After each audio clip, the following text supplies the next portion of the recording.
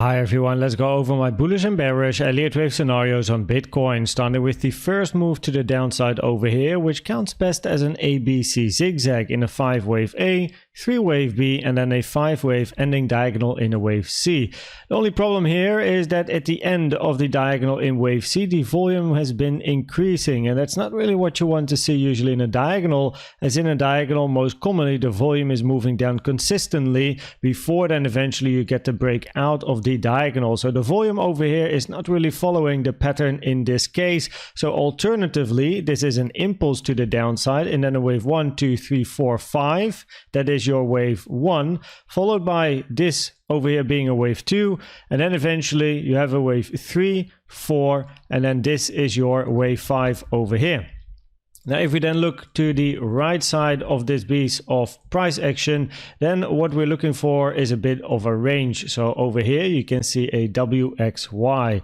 W means that this then is a 3-wave structure in a zigzag, ABC in W, followed by a wave X, which can be any corrective structure. In this case, a more complex structure in a WX, and then eventually a Y by itself, for then a Y to the downside. Now, in a WXY scenario, double combo, wave W and wave Y are not allowed to have the same structure. So the fact that W is a zigzag, Y can either then be a triangle or a flat. And a flat is interesting, which would look something like this. What's also interesting in this very, very ranging environment is that price over here made a double bottom. This low has been taken on the Bybit chart, but many other charts have not taken that low, including my chart over here, which is the Coinbase chart. So we got a double bottom at 27,160, which is like a magnet for price and definitely an area of interest. However, before we would get there, we first have this target box over here, 27.4 to 27.5k, and then just below the double bottom we have some additional support between 26.8k and 27k.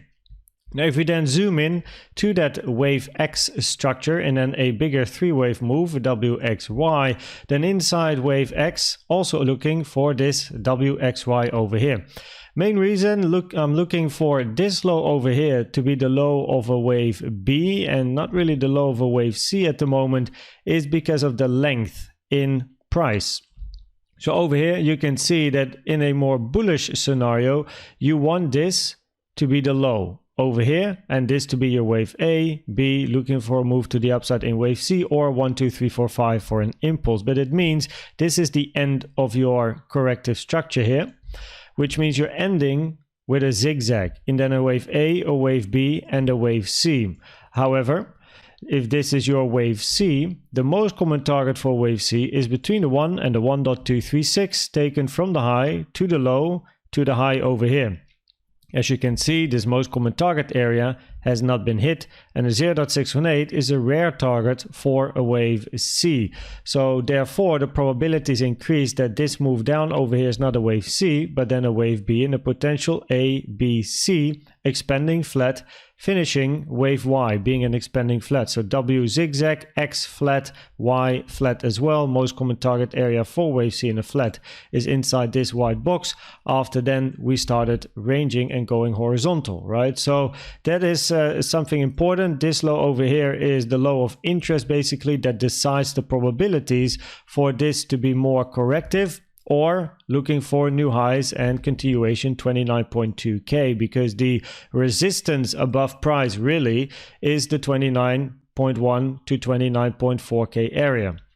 Now, in general, if this is a higher probability for a 3-wave structure in an ABC, the probabilities are higher for price to eventually take this low at least once more, because if this starts with a 3-wave structure followed by another 3-wave structure, potentially then another 3-waver, you expect a bounce towards the upside to look for 29.2, 29.4, interesting area of resistance.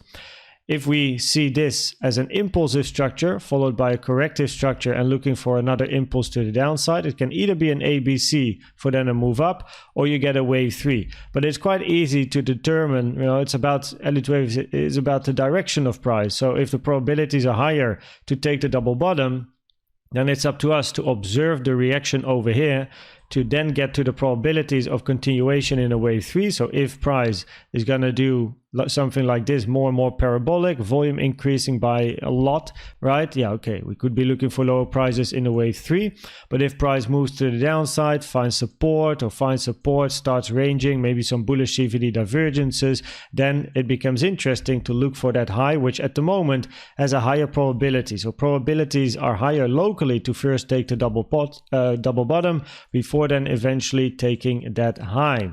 Now, if we look at the CVD divergences, then locally we have a little bit of a mix over here. So first of all, we had bearish CVD divergences here, lower high on price, higher high on the CVD. Now, this bearish CVD divergence has played out as price over here took these lows, and that was the target. Very, very nice indeed. Now, with this drop to the downside, price created bullish CVD divergences with this little order block on the left. So we have this little order block on the left, and then over here we have the pivot, higher low in price, lower low on the CVD. Has to be said though that this pivot is on the left of the most recent high, and this one is on the right of the most recent high. By far preferred is to see bullish CVD divergences over here between this low and the higher low over here. And at the moment, we don't yet have bullish CVD divergences with this low. If you go to the 15-minute, then yes, you will find actually bullish CVD divergence, but it's not that great because this is quite a big green candle on the 50-minute. And if I go down, then you will see that the blue line over here, if I stop on the blue line and you look to the right, we have bullish CVD divergences, higher low in price, but you can see some lower lows on blue. But this is also because of the big green candle to the upside over here, because if we go to the 5-minute, on the 5-minute, we actually do not have the same bullish CVD divergences over here on the blue line. As you can see now, the CVD is all the way down here on blue, and you can see the blue line here is not even close to my horizontal cursor line. So I would like to see a bit more clarity locally here on the CVD side, while we do have at the moment bearish CVD with this high, and this high. So from this high to the downside, we have bearish CVD divergences, which is a second CVD divergence. So this high already had divergences with this one, which played out.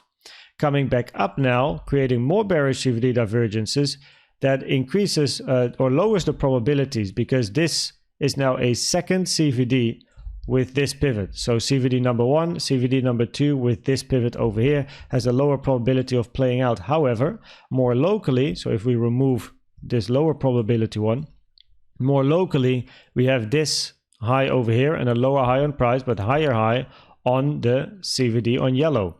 And you can see over here, lower high on price, but look at yellow, higher high on the CVD for then a potential move towards the downside.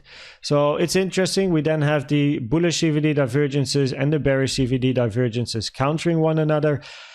So honestly, I'm just waiting for a breakout of this weekend range and then, take it from there, because the CVDs, this one was first over here on the chart, which has a higher probability, but this one is on the right side of the most recent high, which also has a higher probability. So it's a bit of a mixed bag, and therefore I prefer to be patient, see what price does, and then we'll take it from there. So if we then go to the probabilities of the different scenarios, then at the moment the probabilities are higher. We just continue ranging for now. In a WXY scenario, you want to see potentially a flat in Y, so a bit of a move to the upside, take the high, and then eventually move towards the downside.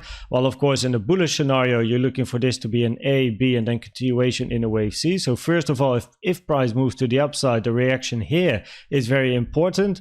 And the probabilities are higher in general to move to the double bottom over here, take the liquidity before then potentially a push up to take this high over here. Now, I hope this video was helpful or valuable to you. Please check out the most recent educational video I've made about the best trading indicator you can use. And for now, thanks for watching and subscribing, and I'd like to see you at the next one. Bye bye.